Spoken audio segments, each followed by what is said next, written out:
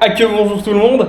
Aujourd'hui, on refait ma voiture pour faire revivre à mon grand-père sa première course de côte. Et on a beaucoup de taf avant que la voiture s'apprête. Bienvenue dans cette aventure. Alors, petit disclaimer, au niveau de la qualité des images, ça va s'améliorer avec le temps dans la vidéo. Mais au début, je filmais avec mon smartphone qui n'avait pas une qualité terrible. Mais rassurez-vous, on a racheté une caméra et la GoPro avec laquelle je me filme actuellement. Donc restez et vous n'allez pas voir des images de merde jusqu'à la fin de la vidéo, promis.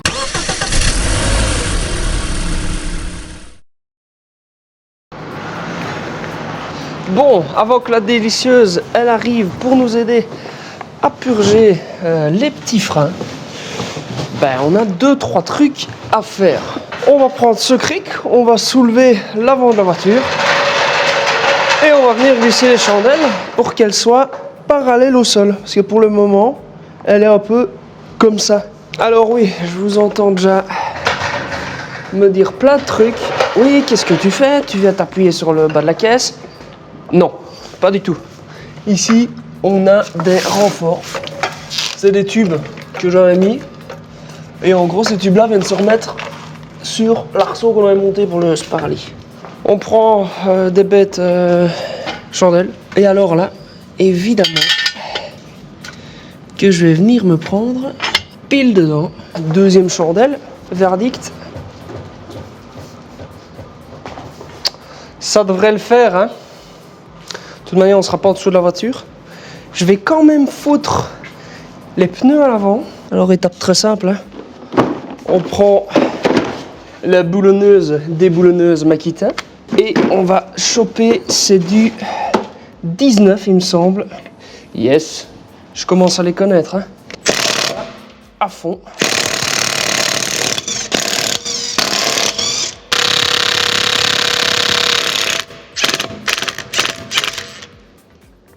Et il y est arrivé, hein. Putain, c'est mon boulon ou c'est la douille? For sure, it's not my boulonneuse. C'est du Makita. Ça peut pas faire ça, c'est du Makita. Et la lumière, elle s'en va. Petit conseil, prenez ceci avant de lever votre bagnole et mettez sur votre boulon et tapez pour le dévisser un tout petit peu. J'y ai pas pensé, moi. Ça m'aurait vachement aidé. Enfin bref, on a enlevé les deux roues. On va les mettre en dessous de la coque.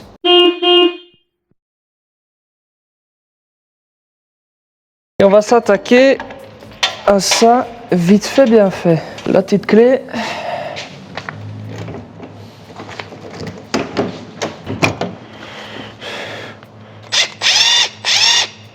Dans les règles de l'art, il aurait fallu faire comme ceci. Prendre.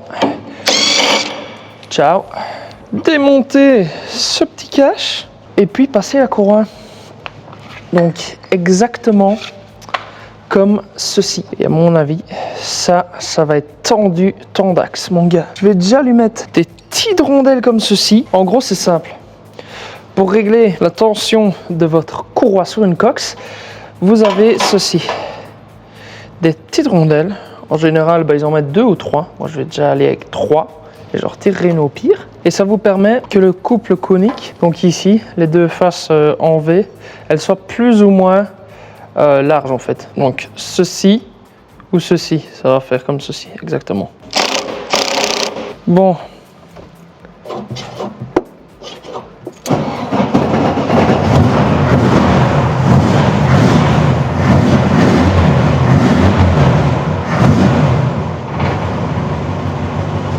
Parfait.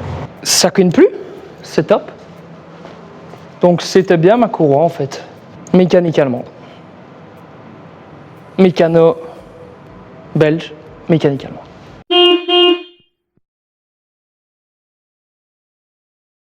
Je m'appelle José, je suis né à Verviers, le 24 du 2 45, voilà. Mais Verviers, c'était pendant la guerre, mais Verviers était déjà libéré depuis le mois de septembre.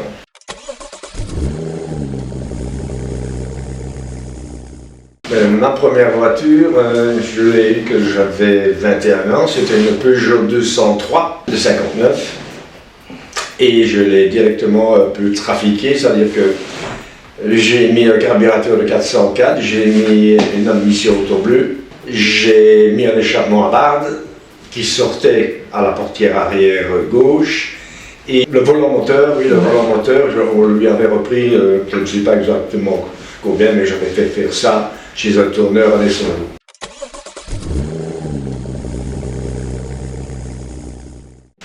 Parce que j'aimais bien l'automobile, j'aimais bien les courses. Voilà, ça m'est venu comme ça depuis tout petit, avec mes parents. Nous allions voir le départ de Liège-en-Liège, rallye.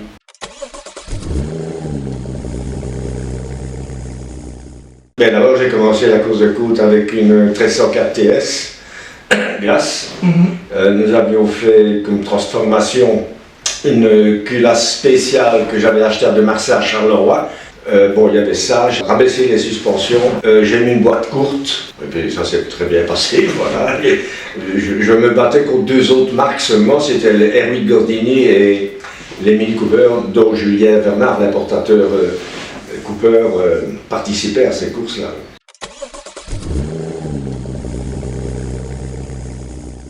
Ben, mon souvenir le plus marquant, justement, c'est qu'il y avait deux glaces 304 TS, et que moi je mettais.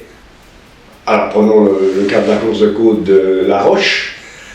Je mettais 5 secondes au kilomètre à mon concurrent qui avait une autre glace. Donc, il y avait 6 km de course de côte. J'ai été 30 secondes plus rapide que lui. Ça faisait plaisir. Et je terminais. Là, j'ai terminé 3e, derrière Julien Bernard et une R8 Gordini qui était jaune, d'une écurie de Lille, dans le nord de la France.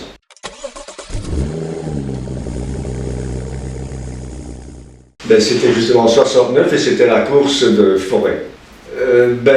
J'étais d'abord bien content de ne pas être sorti de la route, ça, c'était la première des choses, et je me doutais bien que j'étais dans les premiers, mais dire lequel, ça je ne savais pas dire, parce que m'assistaient mon frère et mon oncle qui n'ont jamais voulu me dire à la première montée ce que j'avais comme temps. Donc je ne savais pas exactement, mais j'étais content de pouvoir participer à une course.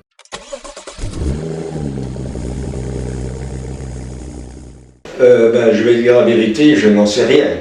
Je n'en sais rien, je verrai bien quand je serai au-dessus. Si mon petit-fils est malade, je pense, donc normalement, les sensations, je les verrai quand je serai à la ligne d'arrivée, parce que maintenant, j'attends de voir comment la course va se passer.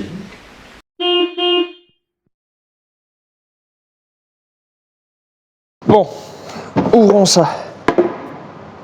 Oh, mon ancienne bobine.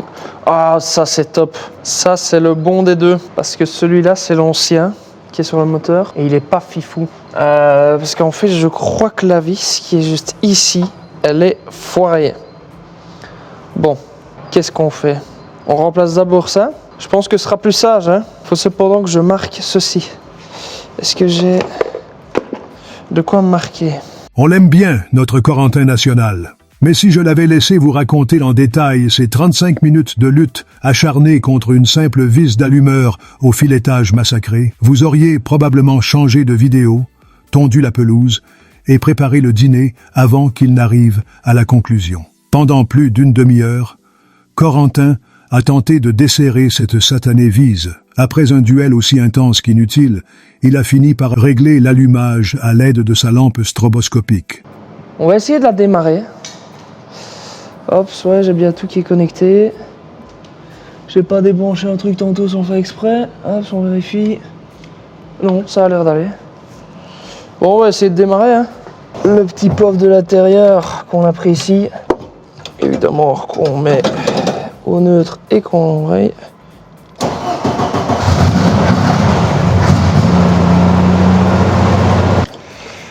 Comment est-ce que ça marche? Ça, c'est pas compliqué, ça va dans le pistolet, je le mettrai après. Ça, apparemment, c'est sur la première bougie. Est-ce que c'est dans le sens qui va vers de la bougie vers le bazar? Je sais pas. Moi, je dirais que ça veut dire vers la bougie. Non? Donc, vers la bougie, comme ceci. J'espère. Ensuite, une borne positive, une borne négative. Positif le rouge, négatif le truc. Bon, je pense que la Le négatif est là. Si c'est mauvais, on va vite le voir. On branche ça. Hop, et je vais aller démarrer la voiture.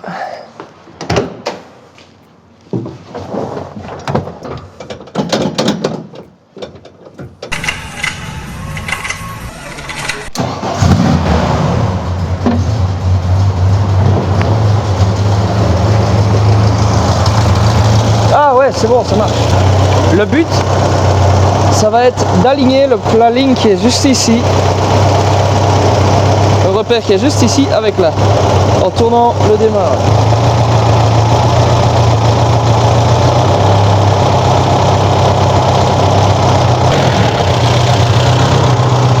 Ok, parfait. A few moments later. Rien ne s'est passé comme prévu, mais rien du tout. Normalement, vous venez de voir que j'ai réglé mon allumage. J'ai roulé pendant 15 minutes. Je me suis arrêté, j'ai rendu visite chez quelqu'un. La voiture n'est jamais redémarrée. Cause du problème, ma vis platinée de l'époque. D'il y a 2 semaines, parce que ça fait 2 semaines que je suis en panne. Du coup, j'en avais une chez moi, je l'ai remontée, on a réglé tout, on a même recalé l'allumage, même s'il n'y avait pas besoin en théorie. Je fais 15 minutes de route, plus d'allumage non plus. Encore. Ça fait beaucoup là, non? J'avoue que j'en ai eu marre. Et du coup, aujourd'hui, on va installer un allumage électronique. Fini la galère. Bon, je vais vous la faire courte. On a installé l'allumage électronique maintenant. Si vous voulez voir comment on fait, je vous invite simplement à aller voir ma vidéo qui est dédiée à l'installation de ce petit allumage. C'est juste parfait, ça marche nickel du premier coup. Je suis de retour pour vous éviter de perdre du temps. Notre petit Coco allait vous expliquer que le condensateur de son allumeur était HS.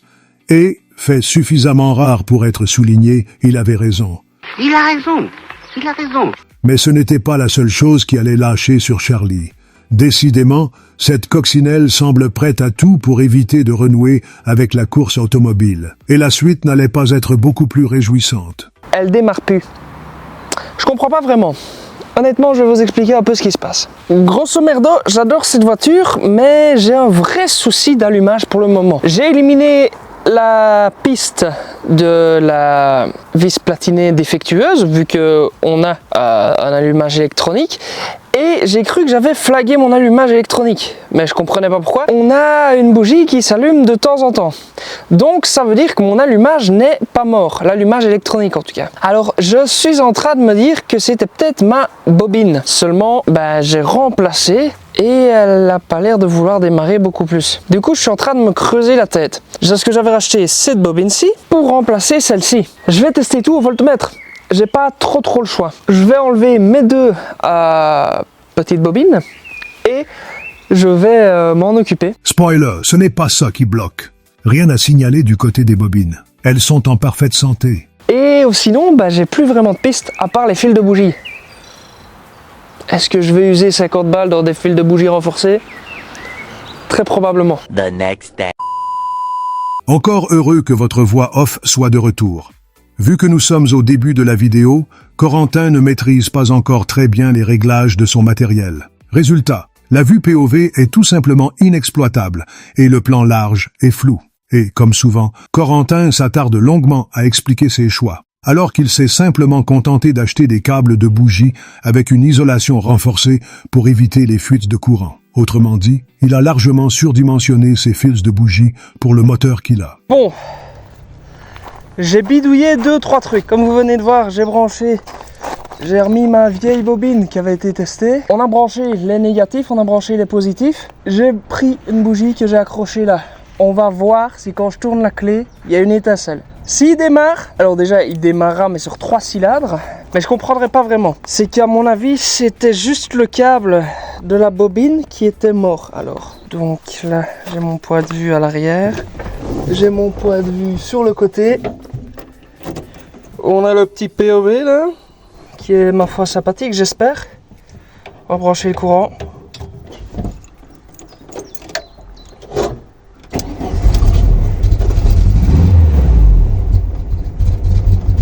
Ça tourne. On a réglé le problème d'allumage. Alors je sais pas honnêtement exactement comment, mais on l'a réglé. Donc c'était sur moi ce bête petit câble là. Ma foi, j'ai acheté des pièces qui seront bonnes pour dans longtemps. C'est déjà ça. Il me restera plus que tous ces câbles de bougies à installer. Ces petits câbles rouges là, qui sont ma foi très beaux. Mettre mes doubles bobines. Ops. Je sais pas si je vous avais montré correctement. Mes deux allumages viendront se mettre ici. Et alors moi je viendrai les brancher directement. Comme ça. Hop, si j'ai un problème avec une bobine, boum. On change directement. Et il n'y aura plus de soucis. Ça, on fiabilise le moteur. On a réussi à la faire redémarrer. Maintenant l'objectif, ça va être de la ramener là où on fait la mécanique d'habitude. C'est à 10 km d'ici. Maintenant voilà, j'ai un peu des craintes tout simplement car à chaque fois qu'elle a eu des pannes, c'est après 20 minutes de route. Ici je vais regarder mon jeu au culbuteur, je vais vérifier que tout, parce qu'elle a un peu tourné, que rien n'a changé et puis on démarrera. Hein. De toute manière, pas le choix. Si on veut la ramener, c'est par la route. On n'a pas de remorque. Et de toute manière, elle va bien devoir un jour rouler. J'espère que je tomberai pas en panne durant ces 10 km.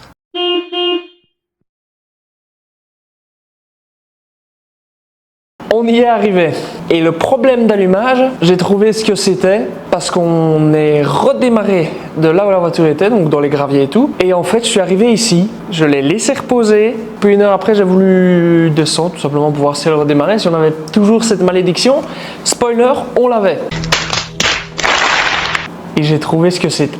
C'était tout simplement notre starter automatique qui merde un peu de temps en temps. Alors première chose, je vais refaire le câblage de ce starter automatique. Mais aussi, je vais le court-circuiter avec un câble. Je vais tout simplement fabriquer un câble de starter manuel. Tu mens! Tu mens! Tu mens! Il ment! En effet, tu as raison, Louis. Corentin nous a menti. Par manque de temps, il aura tout simplement remplacé son starter manuel par ceci. Oui, vous ne rêvez pas, mes amis. Un simple Colson. Une solution de fortune, aussi brillante qu'idiote. Mais le pire dans tout cela, c'est que ce dernier va tenir durant toute la course.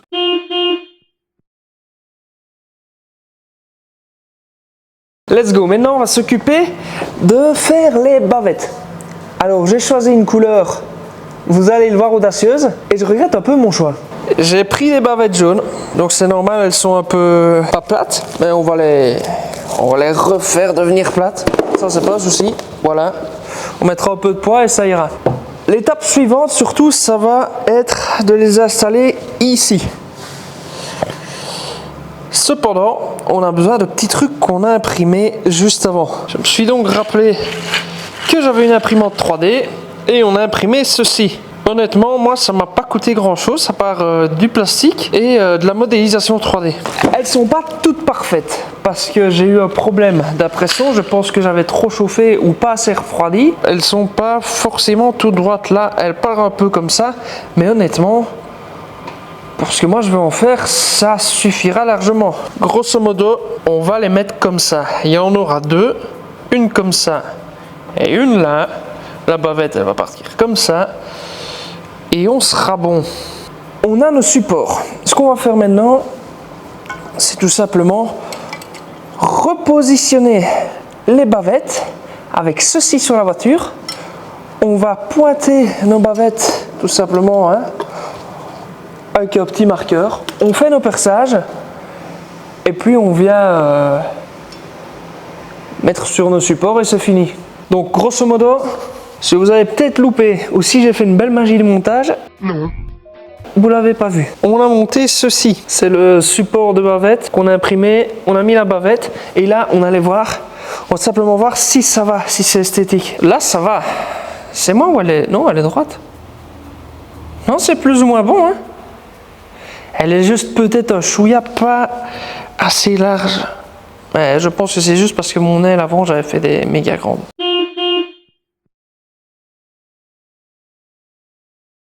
On va aussi s'attarder aujourd'hui à faire le gabarit du repose-pied du copilote, car c'est ce qui manquait vraiment lors du Spa Rally 2024. Donc là, on va rajouter ça pour mon grand-père. On va partir d'une tôle de 1 mm. Je vous ai épargné les détails. On a fait les gabarits pour le repose-pied et pour le petit support de bobine. Ce qu'on va faire maintenant, c'est très simple. On met là On va tenir la petite tôle. On va mettre le crayon là pour pas s'en mettre plein les doigts. Et comme ça, on a un gabarit. Bah let's go. Maintenant on découpe. Wow! C'est quoi ce délire? Ils sont passés où? Oh, c'est pas beau ça. Maintenant on va reporter là où on va devoir plier les tôles. Ici, c'est les deux tôles qui sont là. Et là, c'est celles qui vont faire nos angles. Alors, vous allez me dire, il y a deux choses qui sont pas vraiment utiles. Et vous avez totalement raison, c'est tout ce surplus qu'on a ici. Et bien, tout ce surplus qu'on a ici, on va le découper maintenant. Comme ça, on est sûr et certain qu'on aura assez de matière. On va déjà reporter nos côtes ici pour venir tracer les lignes où on vient plier. Notre magnifique règle qui n'est qu'une chute en fait, hein, qui venait ici, qui est la chute qui était là, et ben on va la recycler vu que je sais qu'il y a au moins un côté qui est droit. Voilà, ici on aura déjà un pli. Là aussi.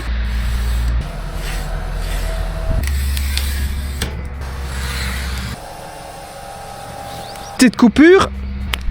Et voilà. Maintenant, petit coup de disqueuse ici pour faciliter le pliage.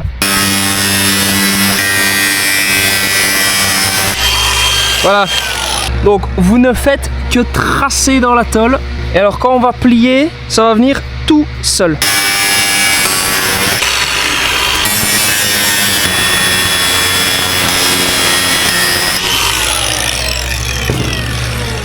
Voilà, et maintenant en théorie, si je prends là,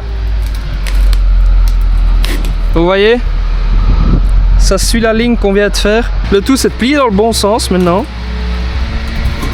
Ah, là il y a un peu de résistance, donc on va repasser. C'est qu'on n'était pas passé suffisamment.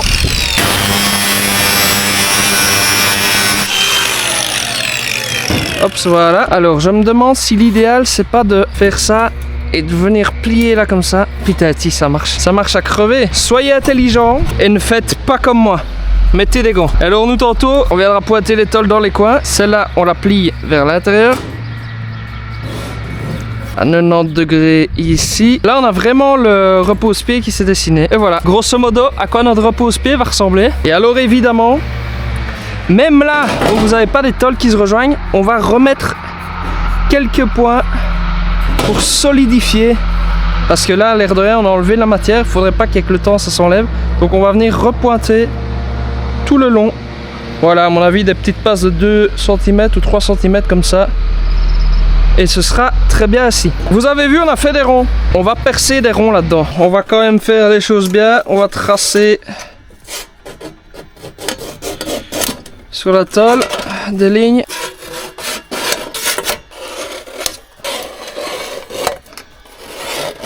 Celle-ci, c'est celle-ci, là, là et ici.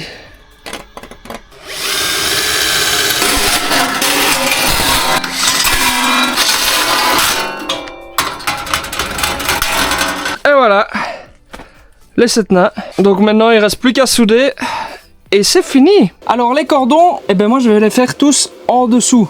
Comme ça on les verra moins et c'est surtout dans l'angle où le métal va venir faire le plus beau raccord entre les deux. Tandis que si on le fait sur la surface, on pourra toujours agrandir l'angle et le péter facilement.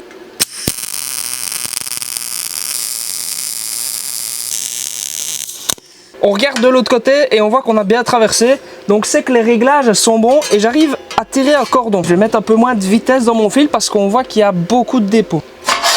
On a notre repose-pied qui est fait. Il est tout beau, les soudures sont faites. J'ai plus qu'à le nettoyer, mais techniquement, on est bon. Prochaine étape pour ça, la pâture. Mais on l'attend toujours. Honnêtement, pour le support de la bobine, il n'y a pas grand chose de beaucoup plus intéressant. Si vous n'avez pas de crayon ou quoi, prenez un bout de fer. Évidemment, il faut qu'il soit le plus coupant possible, hein, comme ça vous êtes sûr de vous couper la main.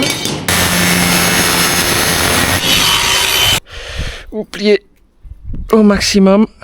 Nous, c'est un peu l'angle 90 qu'on cherche. Une fois qu'il correspond au gabarit, on va faire surtout nos petits trous ici, puis les trous pour les 2 rivets. Je vais peut-être même en mettre 4 des rivets.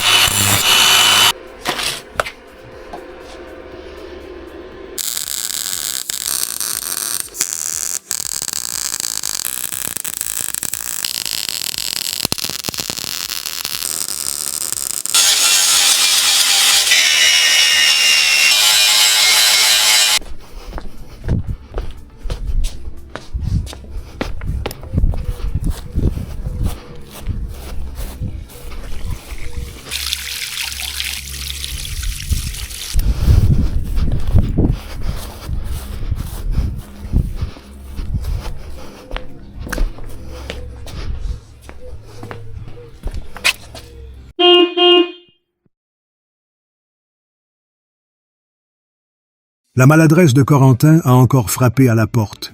Sa DJI Action 4 a fait des siennes et a décidé de ne plus fonctionner pendant une partie de l'après-midi.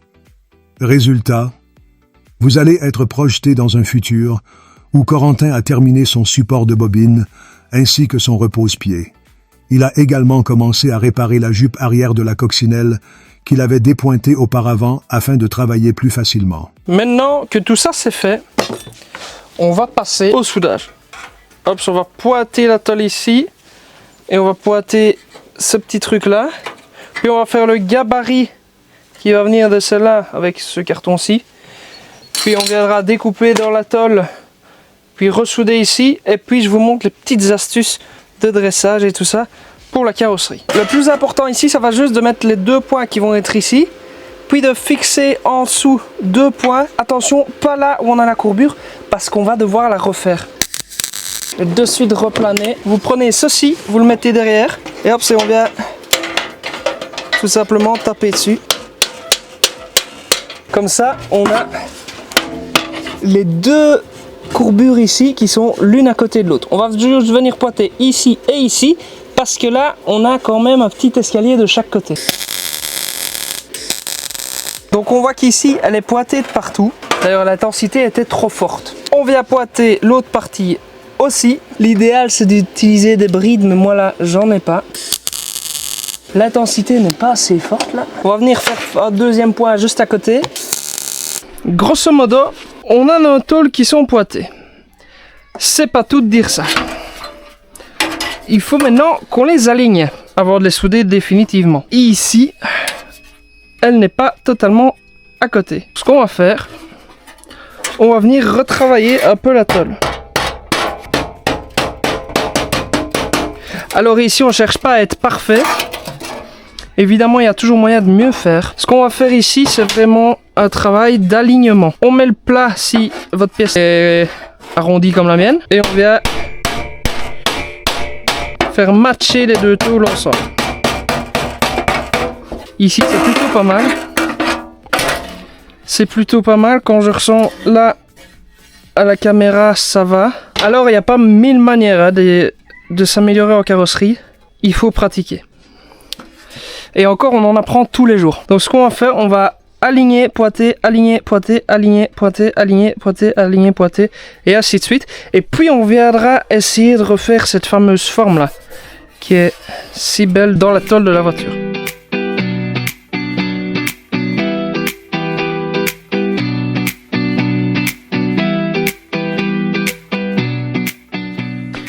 Après beaucoup de poussière, de peinture cramée et beaucoup de soudure, voilà, on voit que c'est pas parfait. Mais ça suffira. Par exemple, il me manque un poids là. Je le remettrai tantôt quand on va devoir redresser tout ça. Par contre, malgré le fait qu'on ait redressé à chaque fois, vous voyez que la tôle, elle est quand même pas... Elle a travaillé, elle a gondolé un peu. Donc, il n'y a pas le choix. On va donner un coup de meuleuse partout et puis on va refaire un peu de tôlerie. On n'y va pas comme une brute à essayer d'aller le plus loin possible, non. On y va à tâtons, on enlève couche par couche, on essaye de ne surtout pas attaquer le bord, ce qui n'est pas évident.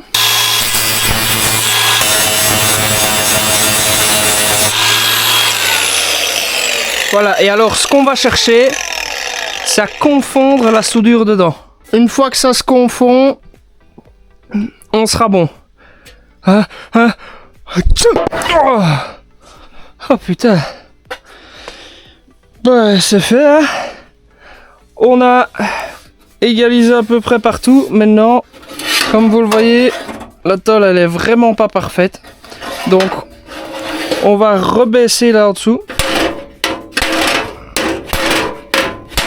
On a soudé tout, on a découpé la forme dans du carton comme on vous l'avait dit. Voilà, rien de beaucoup plus intéressant que là. Là on a rechargé, on a replané. Et pareil, on va refaire ça ici après. Puis on ponce et on padera tous nos éléments.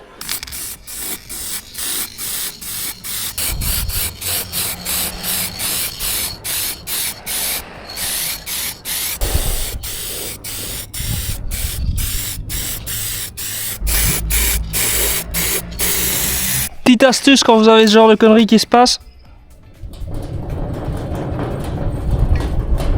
vous épongez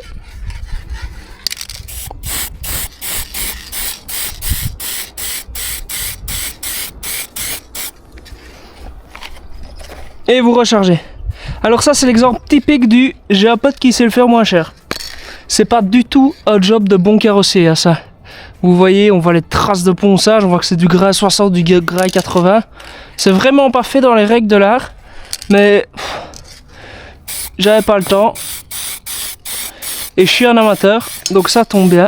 Ops, amateur plus pas le temps, ça donne pas des choses fameuses. Tada! Seulement j'ai fait une erreur. Là il va falloir que je reponce, que je remette à nu là où je dois repointer la tôle sur la voiture. Je le ferai après, quand ça aura séché.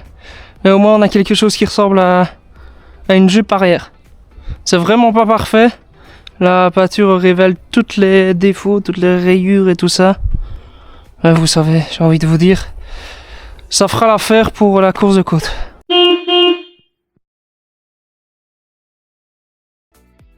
Donc aujourd'hui on a tout ça à faire. On va parler de l'endroit des stickers. J'ai pensé qu'on pouvait tout simplement en fait les mettre, hop, ce qu'on vient de mettre ici, comme ceci. Ce sera quand même le plus simple, je le pense. Alors ce qu'on va faire, on va pas faire de bêtises. Je vais d'abord déjà m'occuper des autocollants vu que mes mains sont plus ou moins propres. Et je vais surtout nettoyer et attention, ne pas mettre du savon. Alors évidemment, moi je vous dis ça. Et puis je ferai le contraire tantôt sûrement. Vous prenez votre sticker, ce que vous allez coller. Même fois ED ici. Voilà. Et puis on va le placer plus ou moins. Vous regardez, vous essayez d'avoir un repère. L'idéal ça aurait été de tirer tout un scotch pour pouvoir venir placer les lettres et avancer tout doucement. Moi ici j'ai pas de scotch donc je vais le faire à l'œil, j'espère que ça ira. J'ai nettoyé, hop, ça avec un bien ce petit astanette, hein, mais évidemment on laisse la surface bien propre, bien sec. Si vous voulez les replacer, que vous n'êtes pas confiant de les mettre tout de suite comme ça, je vous conseille de prendre un sprucha mais avec de l'eau. Évitez tous les spruchas savonneux car ça va être beaucoup plus dur à coller définitivement. Ça marche aussi mais il faut être plus patient. Vous prenez en fait votre partie là, vous pliez le film, vous le pliez comme ça et puis on va venir positionner. Dommage que j'ai pas ma caméra principale sinon vous me verriez par terre couché comme un sauvage. Est-ce que ça me paraît plus ou moins droit par rapport à là? Oui, je plaque ici et puis on va tirer le collant tout doucement et on vient continuer. Voilà, on le colle. On essaye de mettre le moins de contraste dessus pour éviter d'abîmer le sticker sans soi. Et voilà. Là, on est bon. On peut plaquer dessus bien correct. Et là, on a déjà les deux premières lettres qui sont mises. Et maintenant, on va mettre tout l'autocollant comme ça. Bah! Ah voilà ce que ça donne. Moi, je trouve que le rendu, il est franchement pas mal. Stickers. Check.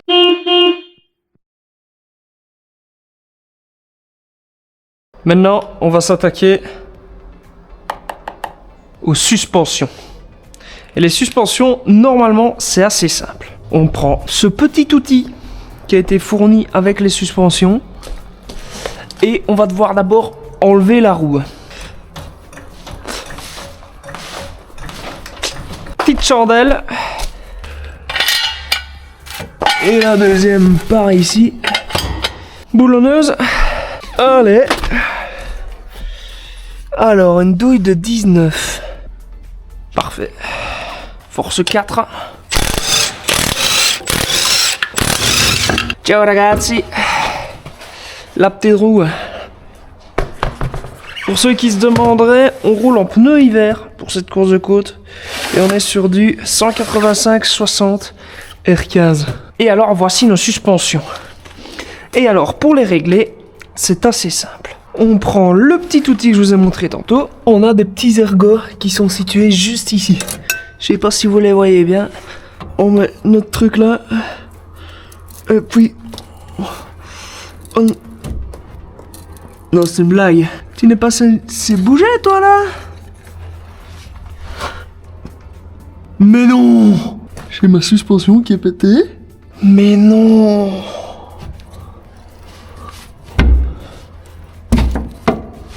Oh, mais le délire! Et comment je fais, moi?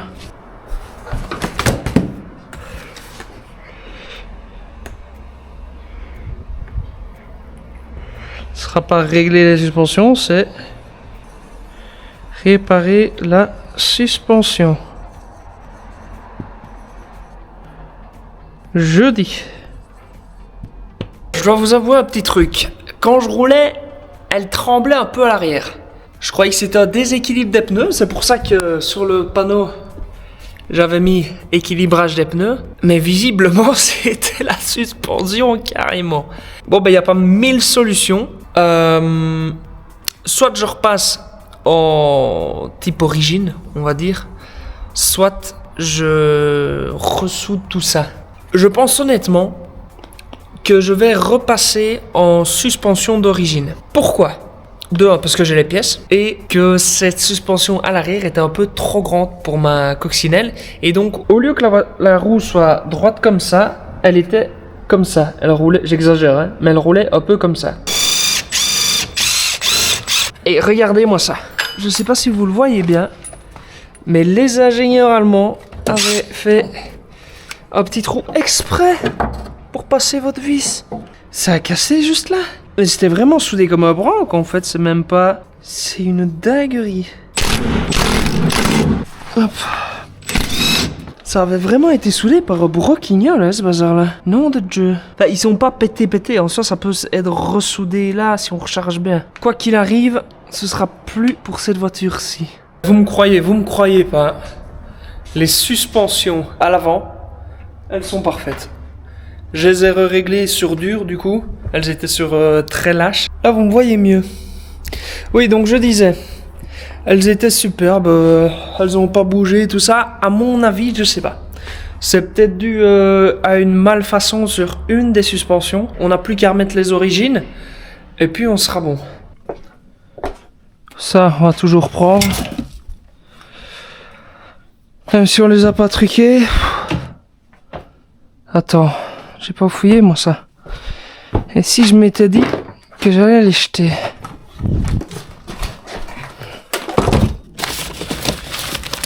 Là. Mais non. Oh putain. Oh putain. Ok. Allez. Dis-moi que t'es pas cassé et que j'avais tort de te jeter. Hop, c'est déjà dur. C'est déjà très bien. Ah, c'est beau. Et la deuxième. La deuxième. Parfait, on les a retrouvés. On est de retour dans le business, les gars. Au moins, on a des suspensions type origine maintenant. En fait, c'est exactement ce qui était installé sur ma coccinelle avant. J'avais ça, moi. Et on y va. Bon. Voilà, ça va aller très vite, hein. Hop.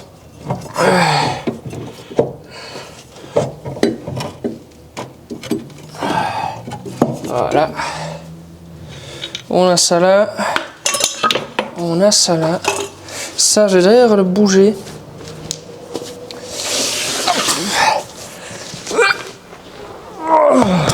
Alors certes, elles sont pas dans un super bêta en apparence, mais elles feront largement le taf.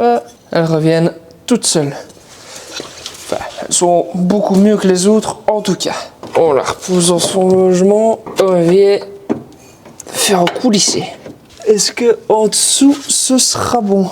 Ah putain. Vite, vite, vite, vite, vite. Oh, qu'elle redescende. Pas évidemment trop tard.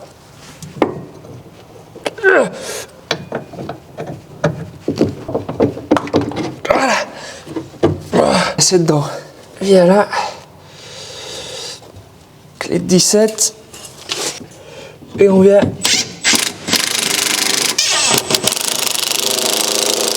Une suspension d'origine de fait. On va s'occuper de juste enlever la roue. 1, 2, 3 et 4. Hop, voilà. On vous fout là. Et c'est reparti pour le même cinéma. Voilà.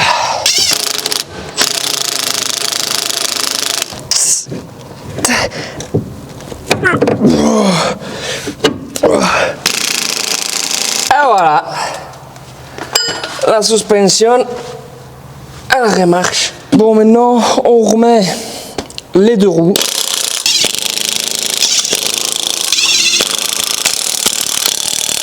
On va de l'autre côté.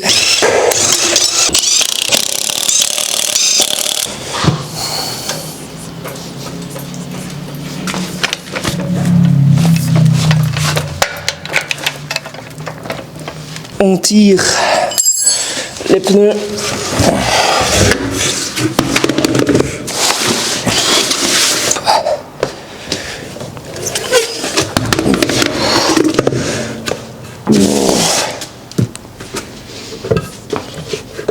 Et malgré tout, les roues d'origine sont quand même plus grandes. Hein. Elles sont un chouïa plus grandes, mais elles sont quand même plus grandes. C'est du combien en fait? 65-80 R15. Donc c'est du 80 que je dois racheter la prochaine. Pour qu'elle prenne bien toute la baie. Et maintenant...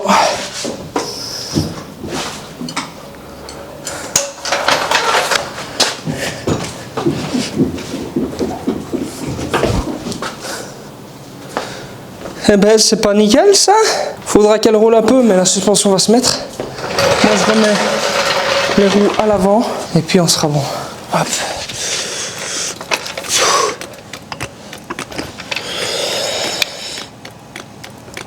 Ok.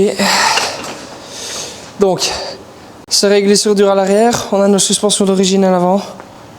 C'est réglé sur dur à l'avant et on a nos suspensions d'origine à l'arrière. Suspension. Hop. Ouais.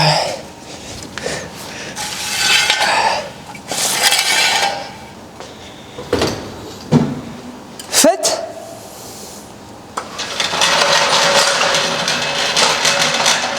Suspension faite. Maintenant, on s'attaque au côté copilote, au repose-pied.